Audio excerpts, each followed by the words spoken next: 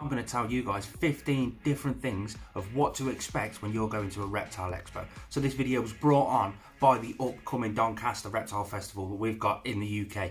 It's run by the IHS. It's on the 22nd of September, and that's coming up. I normally do a video, an informational one. Figured I'd change it up this time. This video is aimed at all the new people that have never been to a Reptile Expo before. You've only just got into reptiles, or you're thinking about getting into reptiles, and you're wondering, you've heard the word like Doncaster or NRBC or anything like that kicking around on the old internet web and social media. You want to know what to expect? Well, this is for you guys. Before we get there, if you've never seen me before either, please consider hitting that subscribe button. My name's Richard, this channel's called Vivexotics, and we basically talk all things reptile, from reptile education all the way through to breeding your own live food. It's a very helpful channel, so please hit that subscribe button and that thumbs up, because it really does help. But let's get on to this topic. I'm going to try and do these 15 points in 2 minutes.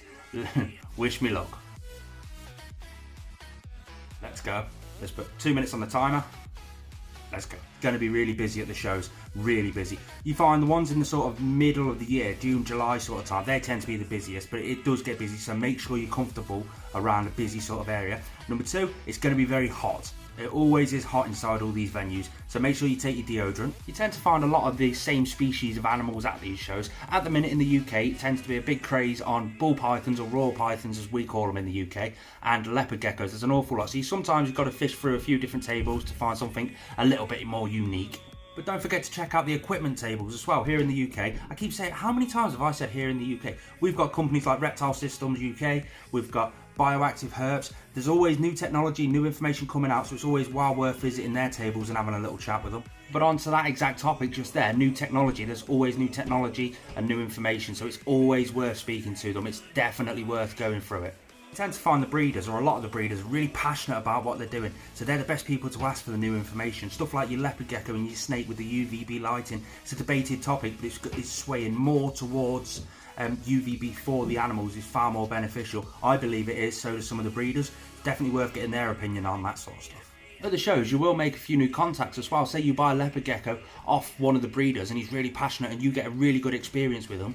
You might find you absolutely love that animal and you want to get another one, so you can contact that same person, see what he's got. Always good for making new contacts. Most of the Reptile Expos, especially in the UK, it's all free parking and there's guided parking as well. So if you're a bit bad at parking like some people are, they'll help you guide you into the spaces and stuff like that. There's always plenty of spaces available as well. Everyone thinks, oh no, it's reptile related, it must be really expensive.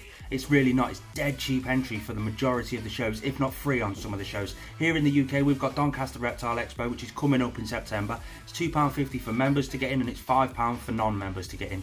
Dead cheap. The animals have all been bred by breeders. They know what they're talking about, they're passionate about what they're doing, and you'll get it at an extremely reduced price compared to what shops would charge you.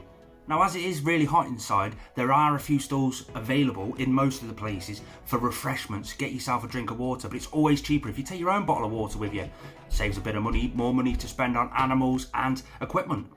Now, a lot of them have a lot of rules, and occasionally those rules do get broken. It's just general society, it happens. There is a bag search on the way into most of the Reptile Expos, just to make sure you're not taking stuff in there that you shouldn't be taking in.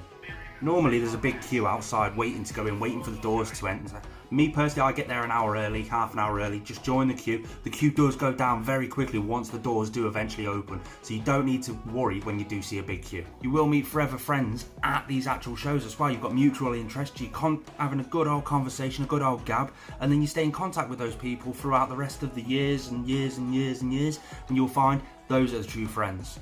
And last but not least, you will spend a lot more money than you actually budgeted. It's just a fact, you will. I have no idea how I did with time. Oh well, I didn't make the time, but see ya.